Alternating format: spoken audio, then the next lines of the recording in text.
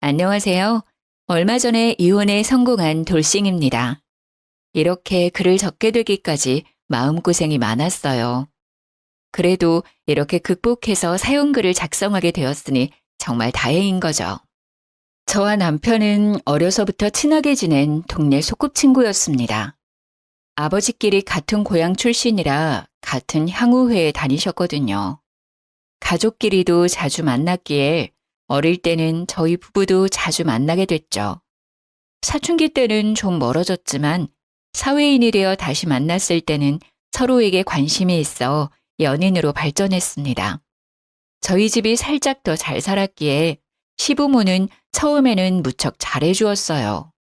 그런 저의 완벽할 것 같았던 결혼 생활에 금이 간 것은 단 한 가지 문제 때문이었습니다.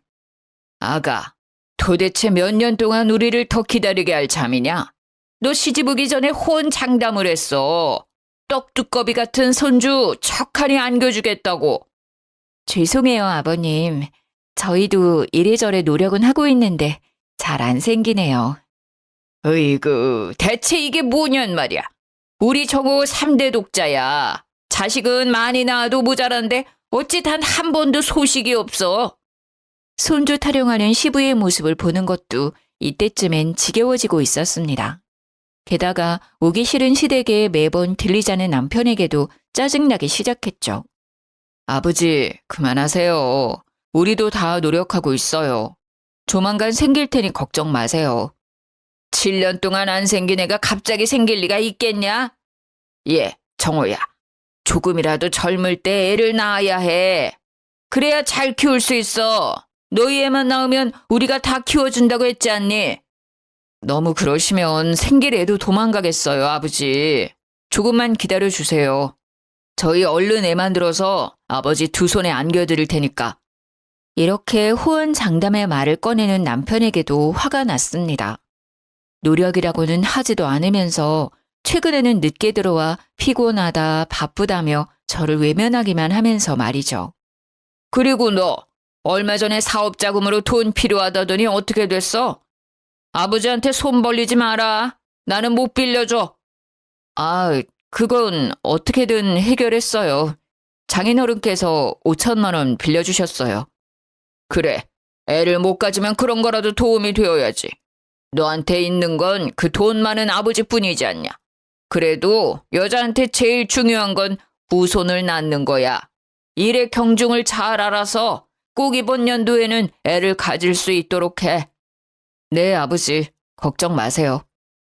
매번 시댁에 올 때마다 죄인이 되어가는 제 마음은 이때쯤에는 거의 마모되어 있었습니다. 그런 제게 이런 모욕적인 언사를 퍼붓는 시부의 모습은 거의 귀신처럼 보여 저는 노이로제에 걸리기 일보 직전이었습니다. 결국 그날도 집에 돌아온 저는 남편에게 부탁했습니다. 여보, 우리 난임센터 한번 가보자. 응? 뭘 그렇게까지 해. 우리 둘 다 건강하고 문제 없잖아. 조만간 곧 생길 거야. 무슨 소리야. 이제 좀 있으면 나도 30대 후반이야. 체력 더 떨어지기 전에 뭐라도 해봐야 될 거 아니야. 괜찮다니까. 너무 초조해하면 생길 애도 더 안 생겨. 자기는 모르잖아. 내가 받는 스트레스. 시댁만 가면 내가 죄인이 된 것 같아. 매번 똑같은 이유로 구박받는 내 기분 자기는 절대 몰라. 시댁에 다녀온 날에는 하루도 빠짐없이 저와 남편은 다툼이 생겼습니다. 이유는 난임센터라도 가보고 싶은 저와 그럴 필요 없다는 남편의 의견이 항상 충돌했기 때문이었습니다. 내가 그걸 아니까 매번 아버지 잘 타이르고 있잖아. 나한테만 왜 자꾸 뭐라고 하는데. 그리고 난임센터 가려면 자기 혼자서 가봐. 나는 절대로 거기 안 갈 거야. 문제 있는 사람 취급하는 것도 하루 이틀이지. 그럼 나더러 어쩌라는 건데. 왜 매번 내가 그런 이야기를 들어야 해? 나도 우리 집에서는 귀한 외동딸이야. 이런 이야기 들어야 할 이유가 전혀 없는 사람이라고. 설사 나한테 문제가 있다 하더라도 요즘 세상에 어떻게 그런 말을 하실 수가 있냐고. 하고 싶은 말 있으면 아버지한테 직접 이야기해. 나한테 이런 이야기 백날 해봤자 소용없어. 당신이 나랑 계속 살고 싶으면 어쩔 수 없는 거 아니야? 남편과의 대화는 거의 극을 치달았습니다. 모욕을 받아 스트레스에 심하게 노출된 저와 시부와 저 사이에서 아무것도 하고 싶어 하지 않는 남편. 저는 그때까지만 해도 남편을 좋아하는 마음이 더 컸기에 이 모든 것을 감내하고자 했어요. 바보처럼. 그렇게 결혼 7년 차이는 구박이 더 심해져 이제는 대놓고 저의 불임에 대한 이야기를 하시기에 이르렀습니다. 그러나 그건 제가 생각한 것보다 더 수치스럽고 힘든 일이었어요. 다년간의 폭언으로 단련된 저도 부모님과 관련되니 참을 수 없었거든요. 이혼을 결심한 그날은 김장때였습니다. 얘, 넌 무슨 밥을 그리 많이 먹어? 애 하나도 가지지 못하는 며느리가 시댁밥을 이렇게 축내다니 나중에 집에 가서 먹어. 그래, 설마 꼴랑 김장하러 왔다고 밥 얻어먹을 생각하는 건 아니지? 너한테 줄 밥도 아깝다. 우리 집에서 사람 대접받고 싶으면 빨리 손주나 만들어 와라. 그 전에는 난 너 며느리로 인정 못 해줘. 김장을 하러 시댁에 와서 일을 실컷 하고 밥을 먹는 중에 시부모가 한 말이었습니다. 저는 화가 머리끝까지 났지만 말대꾸를 할 여력도 없었고 그 당시 제 마음에는 혹시 제가 잘못돼서 그런 거면 어쩌지 하는 불안감 때문에 아니라고 말할 수도 없었어요. 결국 저는 그 말에 숟가락을 식탁에 놓았습니다. 본래부터 입맛이 없었는데 그런 소리를 들으니 목구멍에 돌이 막힌 것처럼 밥이 들어가지를 않더라고요. 저는 남편이 결혼 전에 쓰던 시댁의 방으로 들어갔습니다. 밥을 다 먹은 남편이 방으로 들어왔길래 저는 남편을 붙잡고 하소연했습니다. 당신 진짜 협조 안 해줄 거야? 우리 진짜 인공이나 시험관이라도 한번 해보자. 솔직히 당신 요즘에는 나하고 관계도 피하고 있잖아. 하늘을 못 보는데 무슨 별을 따, 어? 제발. 싫어. 나는 그렇게 강압적으로 숙제하듯 하는 건 싫다고. 게다가 너도 그래. 내가 그럴 마음이 들도록 만들어줘야지. 요즘 당신 모습 보면 솔직히 그럴 마음 싹 사라져. 당신이 이러니까 내가 매번 시댁에 와서 구박받는 거 아냐. 애는 나 혼자 가져? 당신이 안 도와주면 내가 어떻게 애를 만들어. 그러니까 당신은 왜 매번 내가 안 해줘서 그렇다고 말하는 거야. 당신한테 문제가 있는 걸 왜 나한테 이런 식으로 이야기하냐고. 그럼 당신은 왜 당신이 문제 없다고 말하는데? 우리 둘 다 검사도 한 번 안 해봤는데 당신이 그걸 어떻게 알아? 너희 둘 뭐 하는 거야? 우리의 언성이 높아지자 결국 시부모가 방 안으로 들어왔습니다. 그 눈빛에는 저를 향한 못마땅함과 화가 가득했어요. 저는 눈을 감으며 한숨을 푹 쉬었습니다. 애도 못 가지는 며느리 주제에 목청은 왜 이리 커? 애를 가지고 싶으면 네가 노력을 해야지. 왜 멀쩡한 남편을 잡아? 녹이 섞인 시부의 샤우팅에 저는 하고 싶은 말은 많았지만 꾹 참았습니다. 친정아버지와 친구인 시부의 기분을 상하게 만들고 싶지는 않았어요. 그러나 그런 제 노력에도 불구하고 시부는 결국 사고를 치시더군요. 그날 저녁 제게 친정어머니로부터 전화가 왔어요. 얘, 너 별일 없는 거 맞니? 너 혹시 그 집에서 구박당하고 막 이러는 거 아니야? 엄마는 갑자기 전화해서 무슨 말을 하는 거야. 괜찮아, 별 문제 없어. 그런데 왜 갑자기 그런 말을 해?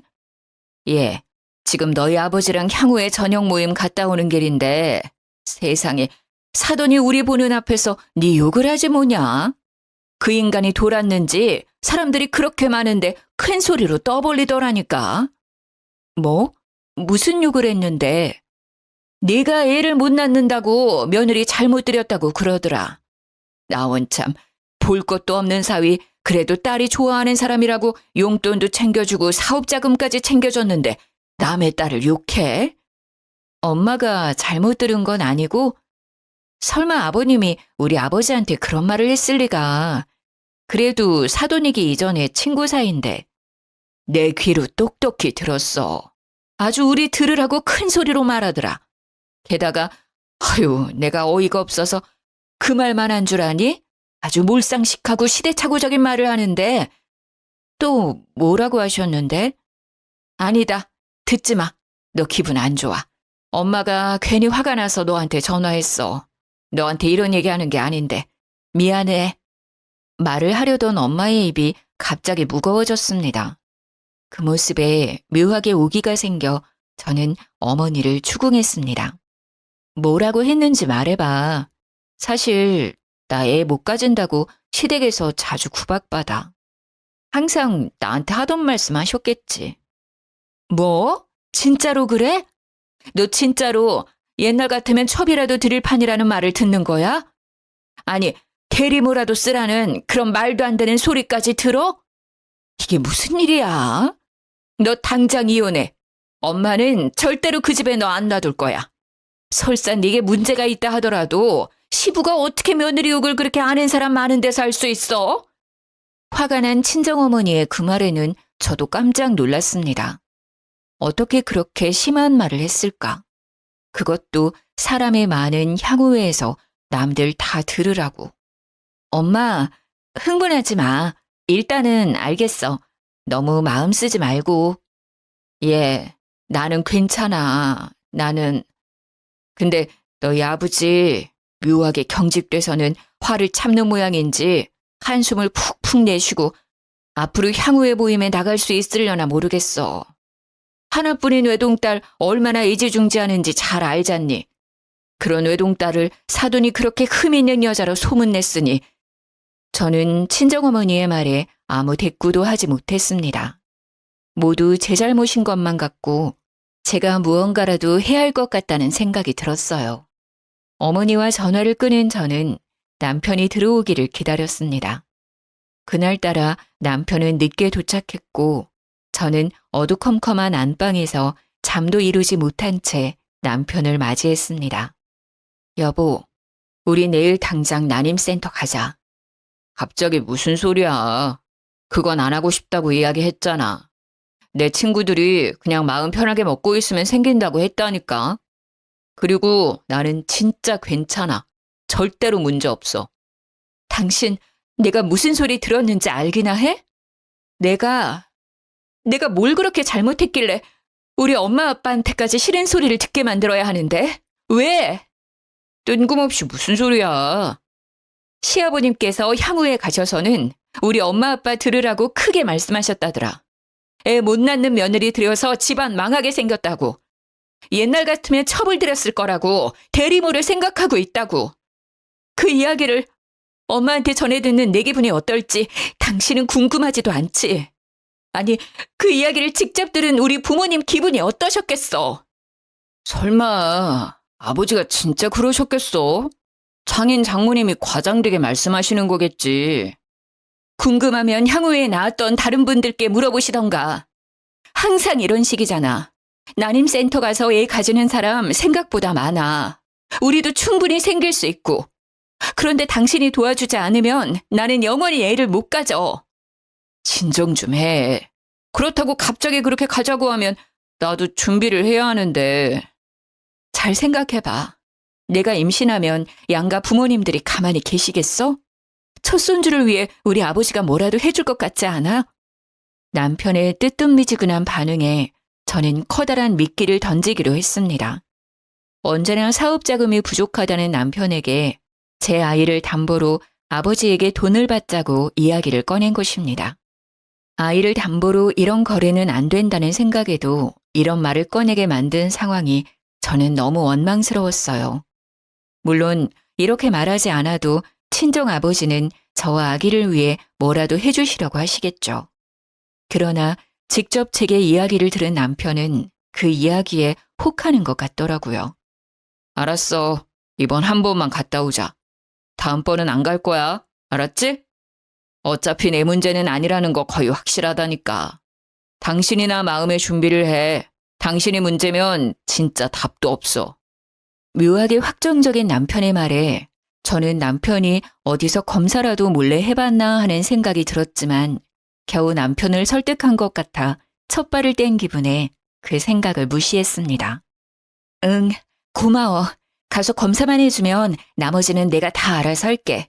고마워, 여보. 결국 그의 승낙을 받아낸 저는 남편과 함께 다음 날 난임센터로 향했습니다. 저도 남편도 검사를 받고 결과를 기다리고 있는데 갑자기 저와 남편 폰이 동시에 울리기 시작하더군요. 저에게는 시모가, 남편에게는 시부가 전화를 했더라고요. 무슨 일인가 싶어 전화를 받았더니 지금 당장 시댁으로 오라고 하더라고요. 볼일만 보고 갈 거라고 했더니 당장 와야 한다고 하도 성화셔서 결국 남편은 검사 결과는 나중에 듣자며 저를 데리고 시댁으로 향했습니다. 저는 간호사에게 내일 결과를 들으러 오겠다고 당부한 뒤 남편을 따라 나섰습니다. 시댁에 갔더니 단아한 여자 구두와 어린아이 신발이 있더라고요. 처음에 저는 어디 친척이라도 오신 줄 알았어요. 거실에는 시부모님이 싱글벙글 어린아이를 안고 계셨고 그 앞에는 한 여자가 앉아 있었어요. 짧은 머리가 유난히 잘 어울리는 여자였어요. 그녀는 저를 한번 슬쩍 보더니 싱긋 웃고는 다시 아이를 안고 있는 시부를 쳐다보았어요. 저는 남편의 옆구리를 찌르며 물었습니다. 여보, 저 사람 누구야?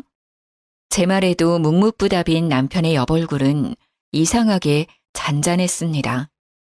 오랜만에 만난 사이라면 반가울 법도 한데 말이죠. 그런데 남편이 그 여자 옆에 앉더라고요. 저도 그래서 남편의 옆에 자리를 잡고 앉았습니다. 정호야, 이 여자가 너 찾아왔어. 우리는 대충 얘기를 들었다만 네 안사람도 들어야 되지 않겠니? 여러모로 정리를 하려면.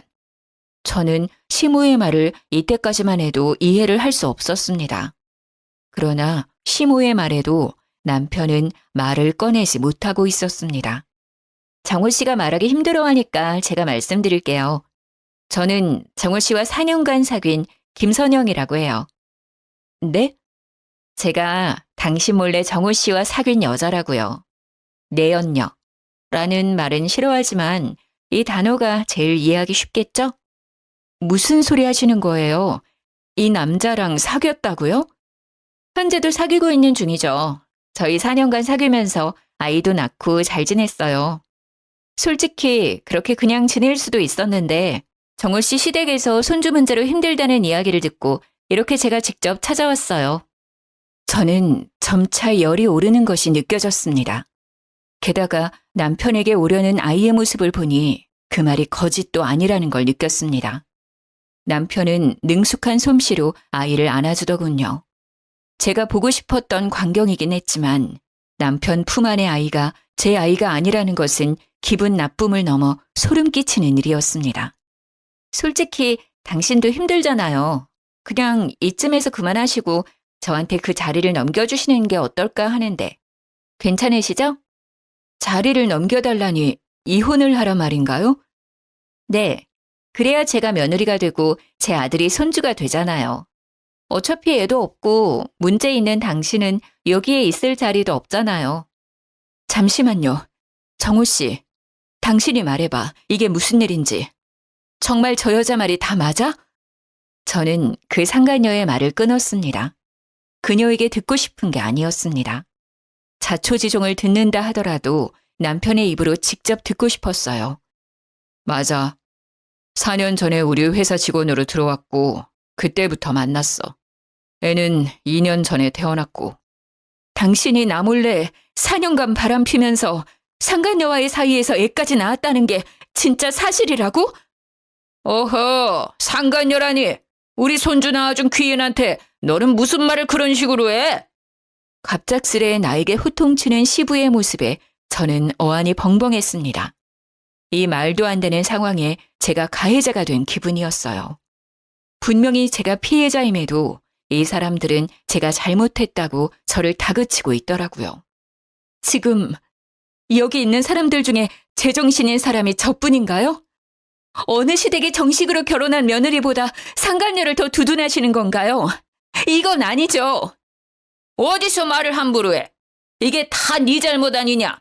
네가 애 못 낳는 성녀라는 걸 알았으면 절대 너랑 우리 정호 결혼시키지 않았을 거다. 제가 성녀인지 아닌지 어떻게 아시는데요? 왜 제가 항상 문제라고 말씀하시는 거냐고요? 네가 못한 걸 정호 애인이 해주지 않았냐? 어디서 목청을 크게 높여? 네가 뭘 잘했다고? 7년 동안 시간만 잡아먹으면서 대까지 끊기게 만들고. 심한 것, 그러고도 하늘 같은 시어른 얼굴을 똑바로 보면서 말대꾸를 해? 시부의 반발은 어마어마했습니다. 잘못한 것은 분명 남편인데 어느새 모든 질책은 제가 받고 있었습니다. 그리고 이 장면을 보며 은은한 미소를 짓고 있는 상간녀의 모습에 저는 머리가 빡 돌아버리는 것을 느꼈습니다. 아, 그러셨어요? 그러면 알겠습니다. 이혼하고 싶다고 하시니 이혼 소송, 상간녀 소송 같이 진행할게요. 이 집안의 이상한 규칙이 아니라 법적으로 따지고 보면 여기서 잘못한 건 거기 있는 남자와 여자거든요. 그리고 회사에서 만났다면 남편이 유부남인 걸 알고 만난 거니 책임은 더 크게 지겠네요. 소송? 네가 뭐가 잘나서 소송을 걸어? 이 집안에 도움이 된 적도 없는 주제에 무슨 소송? 돈 낭비하지 말고 합의 이혼해. 죄송하지만 아버님은 모르시겠지만 남편이 친정아버지께 빌린 돈을 아직 갚지 않았거든요.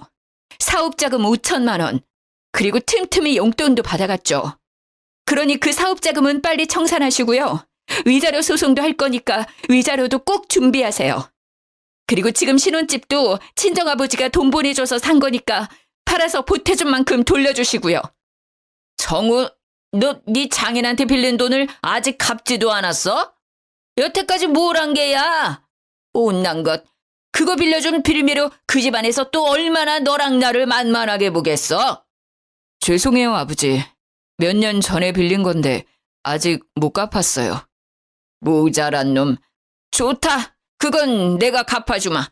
네가 이렇게 떡두꺼비 같은 아들을 안겨줬으니 내가 당연히 내야지. 그 재수 온 붙은 집안이랑 인연 끊으려면 깔끔하게 해야 안 되겠냐. 그 재수 없는 돈 돌려주고 나면 집안이 이제야 필게야. 말 한마디 한마디가 제 오장육부를 뒤집어 놓을 정도로 시부는 가차없는 말을 제게 퍼부었습니다. 매번 듣는 폭언임에도 이날따라 더 아프게 느껴졌어요. 그러면서 시부는 남편에게 안겨있는 아이를 건네받으며 제게 말했습니다. 뭐하냐? 당장 이 집에서 나가지 않고. 이제 우리는 너 며느리로 안 본다. 지금부터 우리 손주 낳아준 선영이가 우리 며느리야. 그러니 당장 우리들 집에서 썩 꺼져! 제가 할 말이네요. 저도 이런 상식 이하의 집안에 잠시라도 있고 싶지 않으니까요. 대신 돈 문제는 정확히 해결해 주세요. 하나라도 해결 안 되면 그것도 변호사 사서 소송 걸 테니까요. 아이고, 그러세요? 우리도 그 집안에 빌린 돈 필요 없어. 내가 빚을 내서라도 갚아줄 테니 우리 정우 집에 있는 짐도 빨리 싸서 나가! 그 집, 제 집이기도 해요. 나가더라도 제가 산 것들은 다 처리하고 나갈 테니 그리들 아세요. 그러나 아무도 제 말을 듣지 않고 있더군요. 아니, 들은 척도 하지 않았어요. 그저 단란한 가족처럼 서로를 바라보며 웃고 있더군요. 저는 울분을 삼키며 그 집안에서 뛰쳐나왔습니다. 친정에 돌아온 저는 패배자의 기분을 곱씹고 있었습니다. 저는 이혼과 상간녀 소송을 동시에 진행하기로 했습니다. 분명히 상대방이 유책 배우자이고 제가 피해를 본 사람임에도 시댁은 기분이 좋아 신나서 이혼 소송에 적극적으로 임하더군요. 돈 관계 깨끗하게 청산하고 새로이 가족을 만들어 살겠다는 그 적극적인 행동이 저를 더 화나게 만들었어요. 어떻게 하면 이 사람들에게 제가 느낀 기분을 조금이라도 느끼게 해줄 수 있을까 하는 마음에 매일 잠 못 이루던 그때 전화가 한 통 왔습니다. 안녕하세요. 저번에 검사하러 오신 산부인과거든요. 그때 다음날 결과 들으러 오신다고 하고 안 오셔서 연락드려요. 검사 결과상 이상이 있으니 꼭 들으러 오세요. 전에 난임 검사했던 산부인과에서 온 연락이었습니다. 가지 않으려 했지만 결과에 이상이 있다는 이야기에 설마 진짜 제 몸에 이상이 있나 싶어 당장 준비해 산부인과로 달려갔어요. 선생님, 제게 혹시 문제가 있는 건가요? 아니요, 아내분께는 큰 문제가 없습니다. 산정검사 결과도 깨끗하고 자궁도 깨끗해요. 그런데 남편분은 같이 오지 않으셨네요. 같이 들으러 오실 줄 알았더니. 아, 지금 사정이 있어서 저만 오게 됐어요. 혹시 뭐가 안 좋나요? 남성분 정자 검사 결과가 그다지 좋지 않습니다. 이 상태면 7년 동안 아무리 자연임신을 유도해도 안 될 가능성이 너무 높아요. 실제로도 생기지 않았으니 잘 아시리라 생각합니다. 요즘은 워낙 기술이 발달해서 난임은 있어도 불임은 거의 없다고 봐요. 아내분이 곧 30대 후반이시니 인공수정이나 시험관 쪽을 한번 생각해 보는 것이 어떠실까요? 남편 검사 결과가 어떤데요, 선생님? 일단 정자수가 많지 않아요. 그런데 그것보다 더 중요한 건 정자의 운동성과 직진성도 낮고 정상 정자 비율이 1% 미만이라 자연적으로는 임신이 힘들어요. 네? 혹시 임신이 되는 경우도 있나요? 정말로 아주 간혹 임신이 되는 경우도 있지만 그렇게 쉽게 가질 수는 없을 겁니다. 이 정도 수치면 거의 무정자증에 가까울 정도의 수치라. 그래도 시험관으로 하시면 의사의 말에 저는 눈이 번쩍 뜨였습니다. 그 뒤의 이야기가 눈에 들어오지 않았어요. 혹시나 그 아이가 남편의 아이가 아니지 않을까? 아니, 그 아이가 남편의 아이라 하더라도 내가 난임의 원인은 아니라는 증거를 제시할 수 있다는 생각이 들었죠. 복수를 할 수 있는 기회가 드디어 제게 온 것입니다. 아니요. 저기 선생님, 혹시 검사 결과를 집으로 보내도 될까요?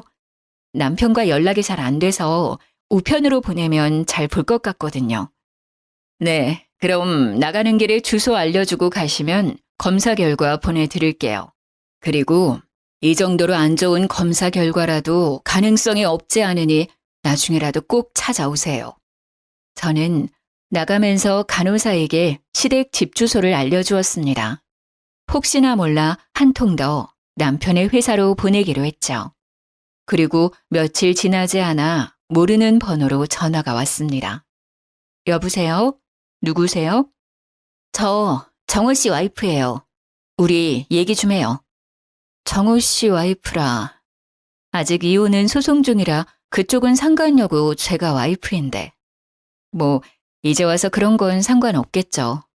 그런데 무슨 일 때문이시죠? 당신이 우리 집에 그거 보냈죠? 그거라니 뭘 말하는 거죠? 검사 결과지요. 그걸 보낸 의도가 뭐예요? 의도라니.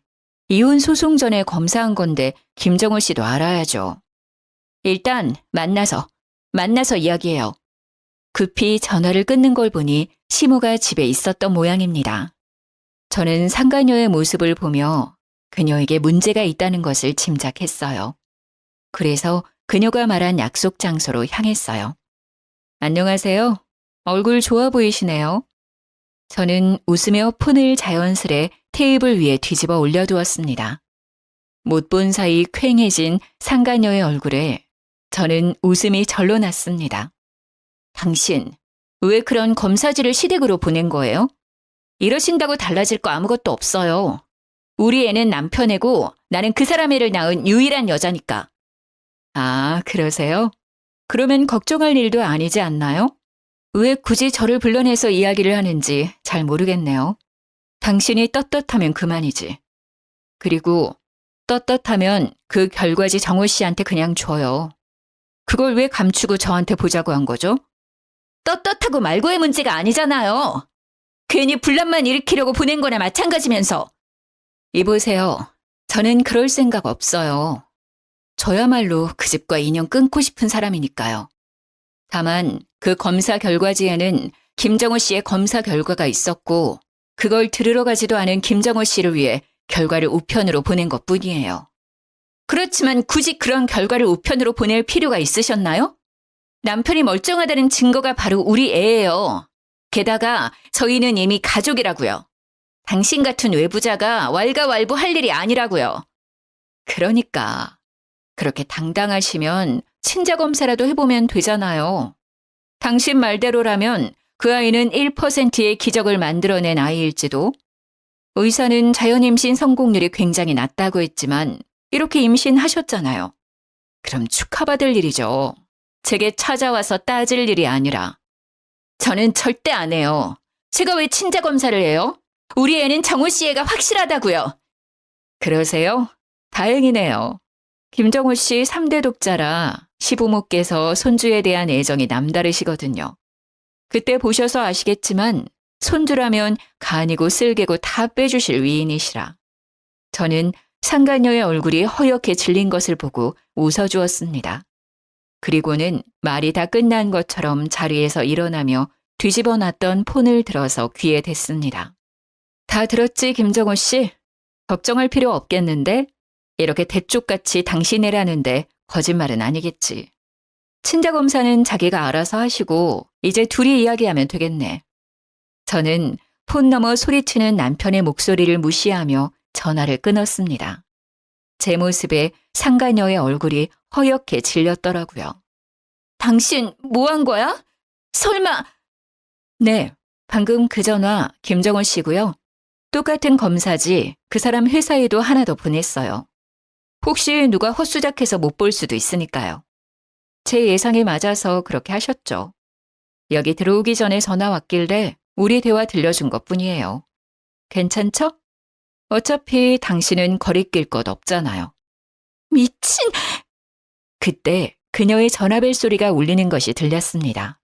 가방에서 폰을 꺼낸 상간녀의 표정이 순식간에 일그러지더군요. 분명 남편이 전화한 거라 생각한 저는 말했습니다. 그럼 두 분이서 즐거운 대화 나누세요. 저는 이만.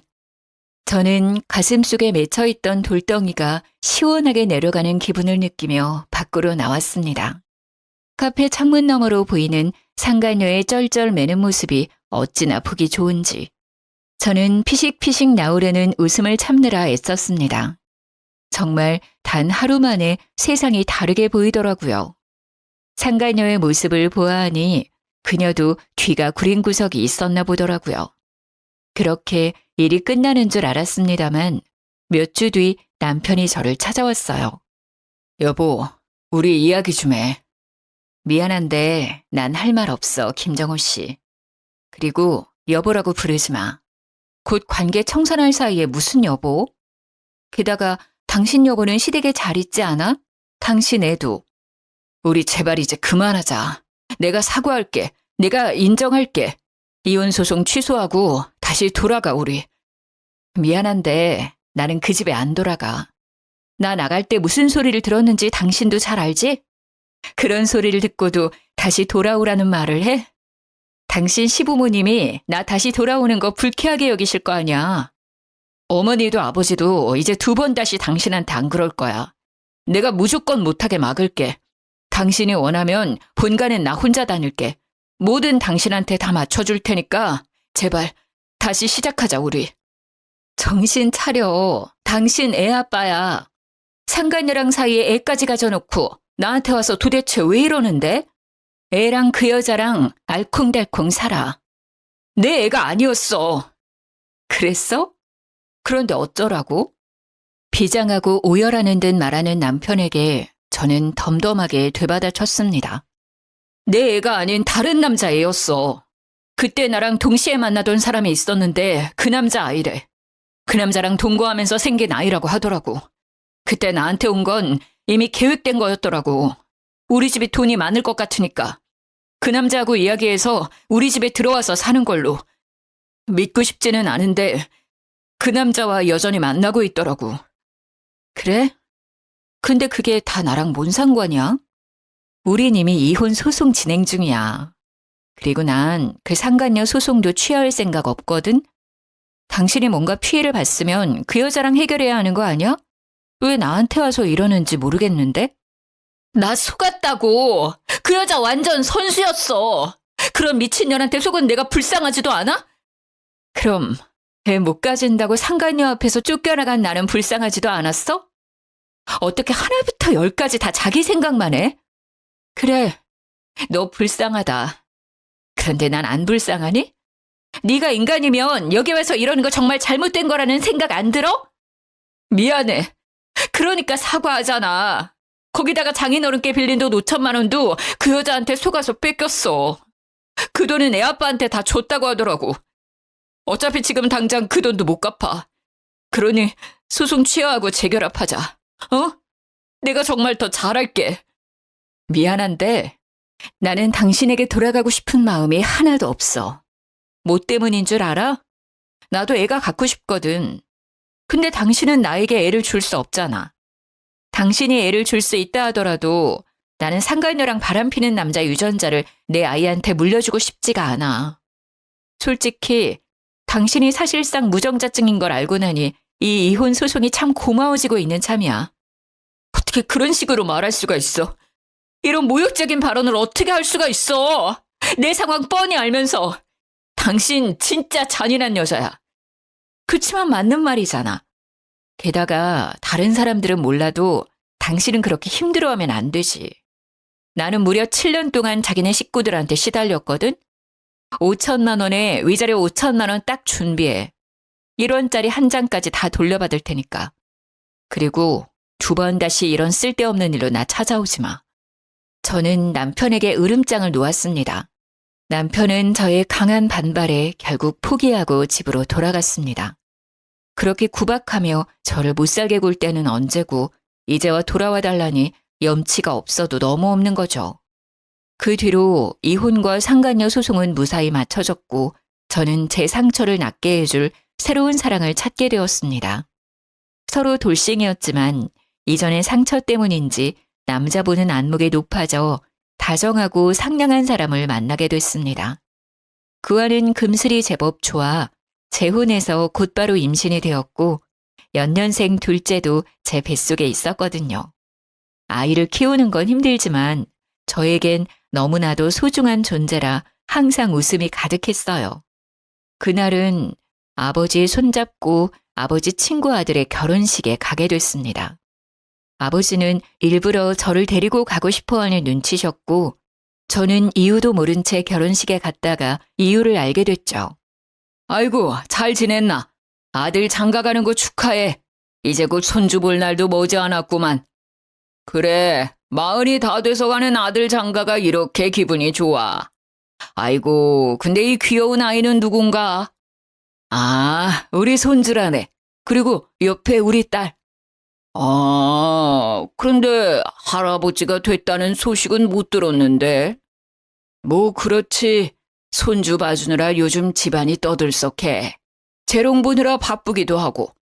이 작은 녀석이 우리 집 주인이지.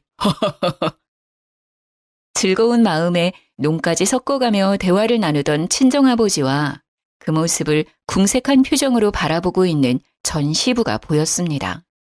아버지는 일부러 시부의 근처에 자리를 잡고 큰 소리로 말했어요. 여기 첫째 손주는 요즘 말로 허니문 베이비라고 신혼여행에서 생겼지 뭐야. 게다가 벌써 둘째 손녀도 딸 뱃속에 있지. 뱃속 둘째가 태어나면 또 우리 부부가 바쁠 거야. 딸이 친정에서 산후조리를 하고 싶다고 해서 말이지. 그런데 그전에는 애가 안 들어선다고 그리 난리더니 어찌 잘 됐나 보군. 축하해. 우리 집이 경사가 아니었구만. 친정아버지의 친구는 아직도 제가 재혼한 걸 모르시고 계셨습니다. 그러게나 말이야. 이렇게 멀쩡하게 애만 잘 낳는 애를 그리 몰아세우고 말이지. 요즘에는 손주가 말이 많이 늘어서 말이지. 같이 놀면 재미가 있어. 날 닮았는지 배우는 것도 빠르고. 아버지의 손주 자랑하는 말에 주변 아버지 지인분들께서 웃으며 아버지 말에 수긍했어요. 그 말을 듣던 사람 중 단 2사람만이 끼어들지 못하고 썩은 표정으로 앉아 있었습니다. 바로 시부와 시모였습니다. 아유, 김씨, 천만다행이야. 3대 독자 대 끊긴다며 그리 걱정을 하더니 이렇게 귀여운 손주가 둘이나 생겼지 않나. 자네도 축하해. 겨우 독자 집안 탈출이구만. 그간의 사정을 모르는 사람들이 시부를 향해 축하의 말을 보내자 시부의 얼굴이 썩어가고 있었어요. 저는 웃으며 시부에게 말을 걸었습니다. 어머, 오랜만에 뵈어요. 아이 낳아줄 여자 찾았다며 절 쫓아낸 뒤로 처음 뵙는 것 같네요. 잘 지내셨죠? 4년 전에 이혼하고 한 번도 뵙지를 못했네요. 그래. 시부의 반응에 근처 어른들 반응이 더 웃겼습니다. 이혼을 했어? 이제는 사돈지간이 아니구먼. 이런, 내가 큰 실례를 했어. 아이고, 왕래가 없는 동안 그런 일이 있었어? 그런데 보자. 애가 안 생기다가 이혼 후에 둘이나 생겼으면 김씨 아들한테. 아유, 그랬군. 아이고, 이러잖아. 이거 우리가 괜한 말을 했구만. 아니요, 괜찮아요. 다들 모르시는 게 당연하죠. 사실 제가 이혼한 지 좀 됐거든요. 제가 애를 못 가져서 결국 쫓겨났죠. 저도 항상 죄송한 마음이었는데 손주가 생기셔서 마음을 좀 놨어요. 새 며느님이랑 손주는 잘 지내고 있나요? 제 말에 시부의 얼굴은 점점 굳어가며 시뻘겋게 달아오르기 시작했습니다. 시모는 안절부절 못하며 시부의 안색을 살피기 바빴어요. 아니, 그게 무슨 말이야? 김씨한테 손주가 있어? 서로 재혼을 했다는 말이야? 네, 저 쫓겨나던 날 새 며느님이 아기 데리고 집에 왔더라고요. 그때 그 애가 2살쯤이었으니 지금쯤 6살은 됐을 텐데. 많이 컸겠죠? 어찌나 귀여운지 엄마를 쏙 닮았던데요. 제 말에 시부는 결국 참지 못했는지 자리를 박차고 일어나 나가버렸습니다. 그리고 시부의 곁에 있던 시모도 황급히 시부를 따라갔습니다. 왜 저래? 아니, 새 며느리의 손주까지 생겼다면 됐지. 뭐 서로 마주하기에는 얘 과거가 좀 그렇지만 서로 가정을 다 이루고 있는데 뭐가 저리 마음에 안 든다고 가버리는 거야? 시부는 결국 알아버리고 말았던 것 같습니다. 자신의 새로운 며느리가 낳은 손주가 자신의 핏줄이 아니라는 것을요. 그것을 밝히지도 못하고 그저 떠날 수밖에 없었던 시부의 모습이 어찌나 작아 보이는지 실수가 터졌어요. 떵떵거리며 저를 질책하던 시부의 모습은 온데간데 없고 황급히 내빼는 꼴이 참으로 옹졸해 보였습니다. 친정아버지는 그제야 짐을 내려놓은 것처럼 어깨를 펴고 친구분들과 이야기를 나누며 다니셨어요. 그간 모임에 나올 때마다 불편했을 친정아버지가 밝아지신 것만으로도 저는 너무나 다행이라고 생각해요. 그 뒤 시부와 시모는 향후회에서 볼 수 없었습니다. 나중에 들은 이야기지만 시부는 새 며느리와 손주의 사기에 자기 아들도 본인 자식이 아닐지도 모른다는 의심병이 돋았나 봐요. 결국 전 남편과 시부의 친자 검사까지도 했다고 하더라고요. 그걸로 시모와 시부의 사이가 급격히 틀어졌고 시모는 시댁을 나와 전 남편 집에서 살고 있다고 해요. 전 남편은 상간녀가 자신의 직장으로 찾아와 아들만은 버리지 말라고 애걸복걸 매달렸다나 봐요. 그걸 매몰차게 내쫓아버리는 모습에 회사에서는 천하의 나쁜 놈이 되었고 결국 그 아이가 자기 아들이 아니라는 말은 하지 못한 채 자진 퇴사를 했다고 하더라고요. 정말 웃긴 일이 아닐 수 없네요. 그러게 제가 애초부터 난임 검사를 하자고 요구할 때 했으면 나중에 그런 사기꾼 여자에게 사기를 당할 일은 없었을 텐데. 그 여자에게 기분은 나빴지만 어찌 보면 다행이에요. 계속 그 집구석에 있었으면 저도 미쳐버렸을지도 모르니까요. 어때요? 제 이혼 이야기가 재미있으셨나요? 사실 저도 가끔 이 일을 떠올리면 웃길 때가 있어요.